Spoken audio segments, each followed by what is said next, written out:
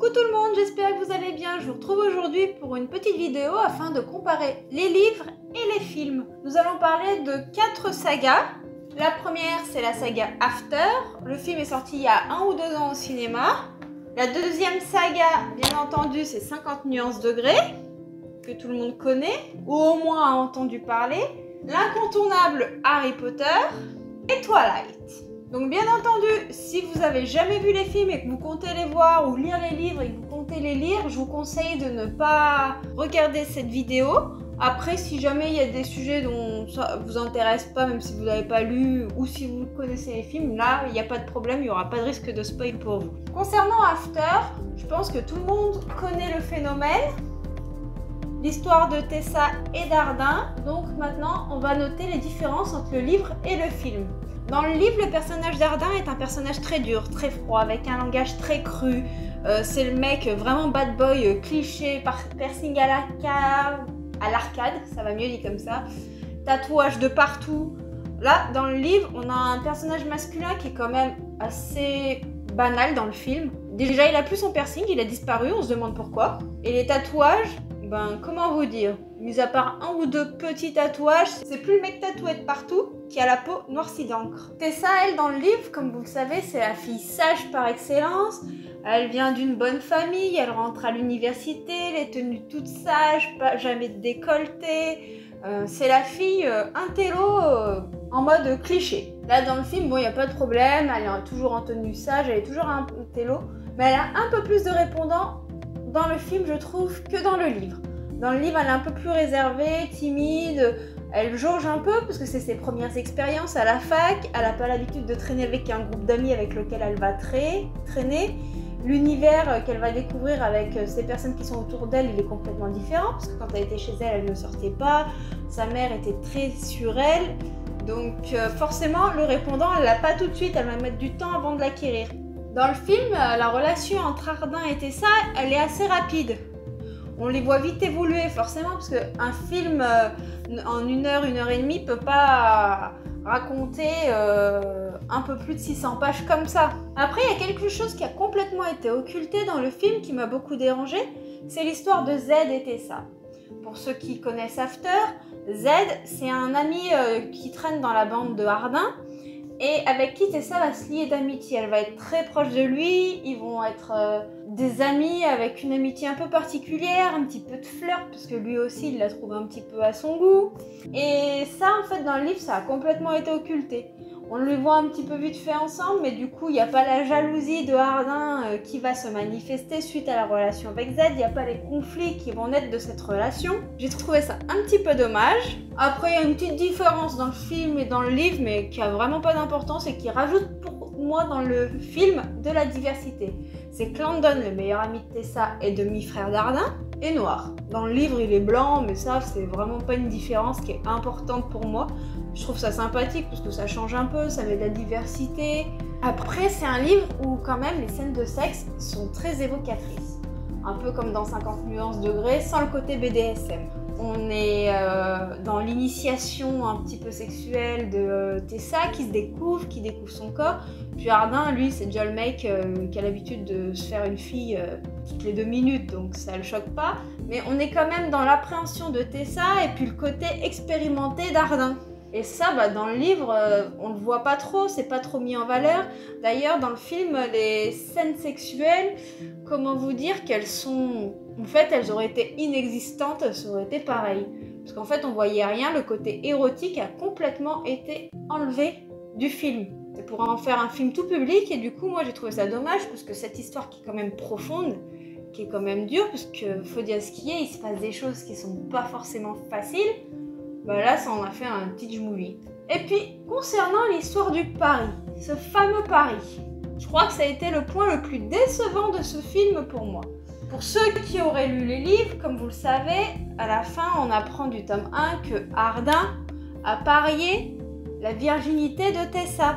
Il savait que c'était une petite vierge, que même si elle avait un copain, il était sûr qu'elle avait jamais rien fait avec. Et auprès de son groupe d'amis, il a parié qu'il arriverait avant Z à lui prendre sa virginité et qu'il leur amènerait une preuve. Et d'ailleurs, il leur amène les draps tachés de sang. Et ça, dans le film, ils ont enlevé cette partie-là. Le pari était venu, je arriverai à la faire tomber amoureuse de moi. Ça change toute la dynamique de l'histoire pour moi.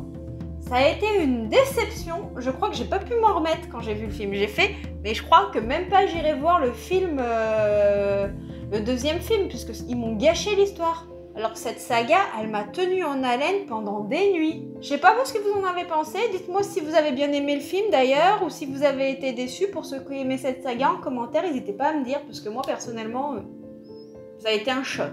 Maintenant, parlons de 50 nuances degrés. Tout le monde connaît 50 nuances degrés, l'histoire d'Anna et Christian. Anna, la fille qui termine ses études, et Christian, le riche milliardaire, voilà, coup de foudre lors d'une interview. Cliché, lui, il est un petit peu dominateur, il y a le délire dominant-soumise, un petit peu BDSM, mais très soft. Donc dans le livre, nous avons des scènes de sexe très détaillées. L'érotisme est au comble du summum. Ça a été un des premiers livres érotiques que j'ai lu. Et comment dire que ces scènes dans le film, elles m'ont fait ni chaud ni froid. Autant ça m'avait exalté dans la littérature, avec la plume de l'auteur qui est super fluide, mais je crois qu'il faut jamais lire un livre avant d'aller voir le film parce qu'on est systématiquement déçu. Et c'est infernal, hein. Les scènes de sexe, elles sont quand même plus présentes que dans After, dans 50 nuances degrés, mais elles sont pas détaillées du tout, quoi. C'est un film tout public qu'ils ont fait. Le côté BDSM, ok, il a légèrement mis en avant, mais voilà. Et puis, vous m'expliquez où est passée la scène du tampon dans le film? Parce que cette scène, elle est quand même mythique. Quand Anna a ses règles et que Christian lui enlève le tampon, c'est quand même quelque chose d'intime. Je sais pas vous, mais moi, cette scène, elle m'avait même surprise dans le livre. Et dans le film, oubliez, elle n'existe pas. L'humeur de Christian, c'est pareil. 50 nuances degrés. C'est un peu en référence avec son humeur qui a 50 nuances degrés. Qu'il a une humeur un peu changeante, due à son passé familial, due à son vécu, le fait qu'on ne peut pas le toucher, il y a quand même pas mal de choses, le fait qu'il soit très autoritaire, très affirmé, que quand il mange avec Anna, c'est mange. Et c'est pas bon, tiens, je te sers à manger, tiens, je choisis ton plat, mais ça s'arrête là, non, c'est mange. C'est limite, il compte les bouchées qu'elle fait pour être sûr qu'elle se nourrisse suffisamment parce qu'il trouve qu'elle ne mange pas assez. Ce côté autoritaire, il n'a pas été assez mis en valeur pour moi dans le film et ça enlève un petit peu le charme qu'on peut trouver dans le livre. C'est pareil, il y a beaucoup de jeux sexuels, de jeux entre les personnages. Quand Anna se rencontre pour la première fois les parents de Christian, Christian lui demande d'aller chez ses parents mais sans sous-vêtements, donc elle est habillée mais elle n'a pas de culotte. Je sais plus si c'était une robe qu'elle portait. Il me semble que c'était une robe. Donc sous sa robe, elle n'a pas de culotte et elle se rend pour la première fois. Et il y avoir un jeu entre les deux personnages là-dedans. Et ça, c'est pas démontré. Bon, certes, ils vont peut-être pas montrer l'intimité de l'actrice pour dire qu'elle n'a pas de culotte, mais ils pourraient au moins le mentionner, puis faire des jeux de regard. J'étais un peu déçue. Puis je trouvais que la chimie entre les acteurs était pas présente. Et puis il faut pas oublier que nous sommes quand même dans une initiation sexuelle dans 50 nuances degrés. Anna n'y connaît rien. Elle est vierge. D'ailleurs, Christian va être surpris quand il va apprendre que Anna a toujours sa virginité. Cela va le dérouter. Ça va entraîner tout un tas de questions parce qu'il n'a pas l'habitude de faire ça avec une femme qui a zéro expérience dans le domaine. Il va l'initier autant dans les rapports sexuels que dans le côté dominant-soumise. Anna qui, elle, n'a pas du tout un caractère à être soumise. Même si c'est souligné un peu dans le film, c'est pas mis autant en valeur. Après, je suis d'accord qu'on peut pas mettre autant de descriptions dans un film que dans un livre. Surtout que c'est encore une fois un beau pavé. Enfin, un beau pavé, je me souviens plus combien de pages il fait. Il fait presque 600 pages. Donc je comprends bien qu'on peut pas décrire 600 pages à l'exactitude dans un film. Mais c'est pas pareil, j'ai trouvé qu'ils ont voulu en faire un film tout public. La new romance ou romance érotique, c'est quelque chose, si on enlève le côté érotique, si on enlève le caractère sexuel de ces livres, c'est de la romance banale. Pourquoi adapter une romance érotique si c'est pour en faire une romance banale? Adapter un livre de romance banale, je sais pas. Après, je peux paraître un peu dur, mais moi, ces films, ils m'ont vraiment déçue. Après, je trouve que quand même la ligne conductrice au niveau de l'histoire restait la même. C'est pas comme After où ils ont changé la dynamique. Là, la dynamique entre Christian et Anna, c'est toujours la même. J'ai quand même passé un bon moment en regardant les films, mais j'ai pas eu le sentiment waouh que j'ai pu ressentir en lisant ces bébés. Puisqu'il faut l'avouer, ces livres-là, c'est le Graal, quoi. Moi, c'est mes premières expériences en littérature érotique et je m'en souviendrai toute ma vie. Voilà un petit peu pour 50 nuances degrés. Je suis sûre qu'il y a encore plein d'autres différences que j'ai pas évoquées. S'il y en a d'autres qui vous viennent à l'esprit ou si vous n'êtes pas d'accord avec moi aussi, n'hésitez pas à en parler en commentaire. J'aime bien, si je fais ces vidéos, c'est aussi pour échanger avec vous et puis qu'on puisse en parler de tous ces sujets. Je vais parler de Harry Potter. J'ai une quantité de choses à dire, mais interminable. Alors je me suis un peu restreinte, je vais parler de tous les films, je vous montre que le tome 1, mais en fait je vais faire un milkshake général de tous les livres et de tous les films. Je vais vous parler des choses qui m'ont le plus, manqué dans les films. Parce que autant l'histoire est assez fidèle, autant je trouve que les différences se retrouvent surtout par le manque. Il manque des informations, il manque certaines choses. Moi je me souviens que je l'ai regardé plus d'une fois Harry Potter avec des amis, ou même avec mon chéri tout simplement. Et quand je regarde Harry Potter, ceux qui n'ont pas lu les livres, ils sont tout le temps en train de poser des questions sur des manques. Alors moi qui connais les livres par cœur, je peux dire qu'en fait inconsciemment ma culture littéraire sur les livres va combler le manque des films. Ce qui fait que ça me choque pas forcément, sauf la première fois que je les ai vus où je dis « Ah tiens, je peux pas m'empêcher de comparer le livre et les films à chaque fois que je vois une adaptation cinématographique. C'est plus fort que moi. » Mais inconsciemment, maintenant, je comble les manques. Je sais, ah bah tiens, là, il y a ça qui manque. Que quand je suis avec des amis, tout le temps, ils sont en train de me poser des questions. Ah bah tiens, est-ce qu'il y a ça dans le livre? Pourquoi il fait ça? Et puis finalement, après, je finis toujours par prendre mon livre et leur lire le passage qui manque. Et qui me semble, moi, essentiel à la compréhension de cette histoire. Je vais commencer par l'Ordre du Phénix. Les parents de Neville. Leur histoire, elle est quand même importante. L'histoire de Neville, ça change quand même toute la dynamique. Et jamais, dans le film, Harry ne rencontre les parents de Neville à l'hôpital Sainte-Mangouste. Jamais on a l'histoire détaillée de Neville qui aurait pu être le garçon de la prophétie. Ceux qui ont lu les livres, vous le savez. Il y avait deux garçons nés le même jour, qui étaient dans la même situation que Harry et sa famille. Et Voldemort, en fait, il a choisi Harry. Mais en fait, il aurait choisi Neville, ça aurait été Neville le garçon de la prophétie. Là est toute la différence, et ça c'est souligné dans les livres, mais ça n'est pas vraiment souligné dans les films. Et en fait, c'est même jamais dit clairement. Et puis les parents de Neville, personne ne connaissait vraiment leur histoire. Et quand Arthur Weasley il a été blessé dans le 5 et qu'il se retrouve à l'hôpital Sainte-Mangouste, quand Harry, Ron, Hermione et la famille Weasley vont rendre visite à Arthur, ils tombent sur Neville qui était venu rendre visite à ses parents. Et on va en apprendre plus sur Alice et Franck Londubat dans Harry Potter et le prisonnier d'Azkaban. Dans le film, Harry reçoit, après tout ce qui s'est passé, une fois qu'ils ont fait échapper Sirius avec Buck, son éclair de feu, avec une plume de phénix pour dire que ça vient de Sirius. Normalement, dans les livres, dans le prisonnier d'Azkaban, Harry reçoit l'éclair de feu à Noël. Sauf qu'en fait, ils savent pas de qui vient l'éclair de feu. Et sachant que Sirius Black est dans la liberté, l'éclair de feu va lui être confisqué par le professeur McGonagall pour faire toute une série de tests pour vérifier que le balai n'est pas dangereux pour Harry. Dans Harry Potter et le prisonnier d'Azkaban, la carte du maraudeur. Est-ce qu'il est précisé à un seul moment dans le film que c'est Lupin, Sirius, Peter Pettigrew et James Potter qui ont conçu cette carte? On voit que Lupin sait ce que c'est, qu'il sait l'utiliser, mais jamais il se confie à Harry en disant qu'il est un des créateurs de cette carte. Et que cette carte a été créée avec son groupe d'amis, Sirius, Peter Pettigrew, James Potter. C'est pas rien de savoir quand même que la carte a été créée par ne serait-ce le père de Harry. L'histoire de la cabane hurlante. On voit bien sûr Ron et Hermione dans le film qui vont visiter de loin la cabane hurlante avec Drago Malfoy, Crabbe et Goyle. Bon, cette scène-là, je pense que tout le monde s'en souvient. Mais jamais on a expliqué d'où venait un peu le mythe de la cabane hurlante. À la base, c'est puisque le professeur Lupin, quand il était jeune, c'est là-bas, quand il se transformait en loup-garou, qu'il allait.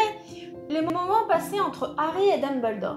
Je crois que c'est ce qui me dérange le plus dans les films. C'est que dans les livres, Harry passe toujours beaucoup de temps avec Dumbledore. Que ce soit au début, à certains moments du livre ou à la fin, tout dépend des tomes et de l'histoire. Harry peut passer des heures avec Dumbledore à discuter. Ils vont discuter de l'histoire de Harry, de Voldemort, ils vont discuter de plein de choses. Et en fait, ces discussions dans les films, elles sont toujours très courtes et succinctes. Alors qu'en réalité, elles font des pages et des pages et des pages dans le livre. On apprend plein de détails. Et plein de ces détails ne sont pas évoqués. Ce qui fait que moi ça m'a manqué personnellement en regardant les films, puisque moi je sais que moments que je préférais dans les livres, c'était justement cette discussion entre Harry et Dumbledore, qui était très prenante, qui me prenait aux tripes. Généralement, c'est les moments où je pouvais pas fermer le livre pour arrêter ma lecture. Toutes les révélations qu'on a, elles sont clés.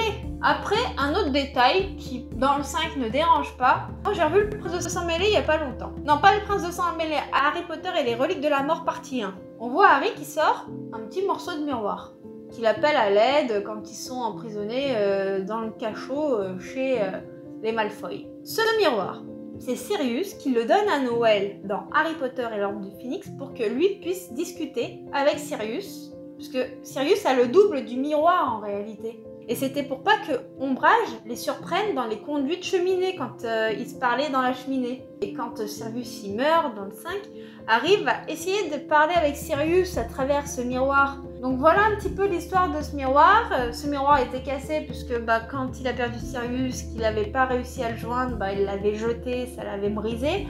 Après, dans les films, surtout dans Le Prince de Sang-Mêlé, il manque une quantité incroyable de personnages. Où sont les Dursley? Où est Créature? Où est Dobby? Et l'histoire de Bill et Fleur? On en parle? Dans le 7, on apprend le mariage de Bill et Fleur comme une fleur, justement, comme ça. Ça tombe du ciel.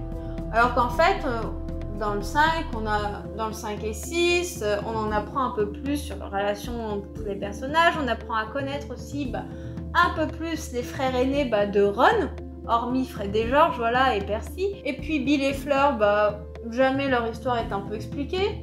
Ils se marient comme ça, on sait pas d'où ils sortent, sachant qu'elle habite en France de base. Charlie, on l'évoque un petit peu dans les films.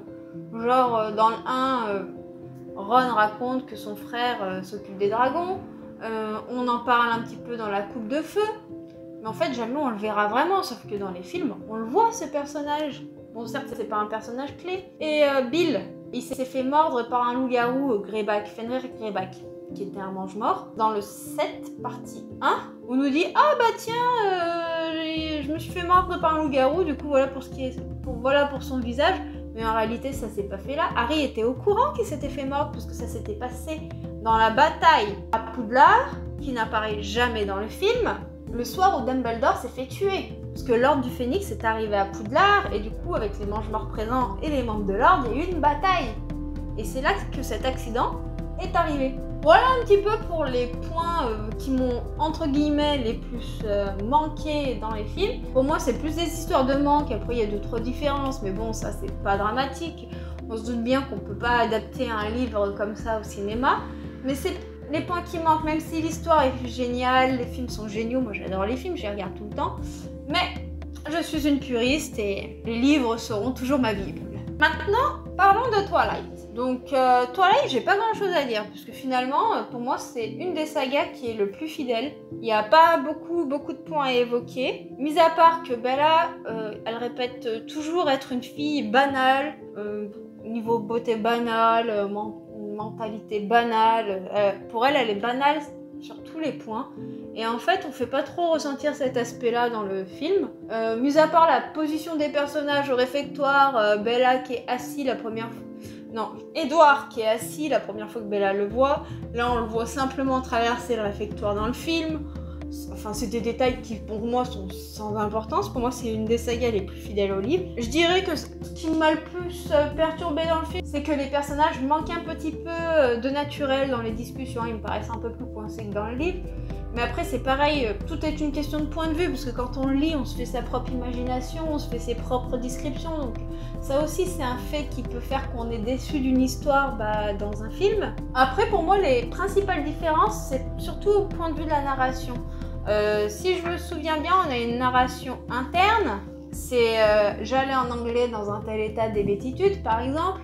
Donc, avec une narration interne, on a vraiment tous les sentiments du personnage. Donc on ressent tout ce que ressent Bella, que ce soit la frustration, la colère, l'angoisse, ses craintes. Et ça, on ne peut pas y mettre vraiment en avant avec une narration de point de vue externe, parce que là, ce qui se passe un petit peu dans les films, c'est qu'on est plus externe à l'histoire et on la vit de l'extérieur. Que là, on vit l'histoire de l'intérieur, donc forcément, le ressenti n'est pas le même.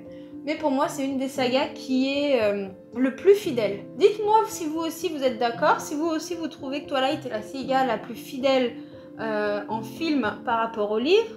Si vous voyez d'autres points pour Harry Potter qui vous choquent, dites-le moi en commentaire également. Je suis sûre que j'ai loupé plein de points à vous dire, mais la vidéo elle ferait 150 ans, sinon elle s'arrêterait jamais. Si cette petite vidéo vous a plu, en tout cas je vous laisse vous abonner à ma chaîne si c'est pas déjà fait. Moi je vous fais de gros bisous, et puis je vous dis à bientôt.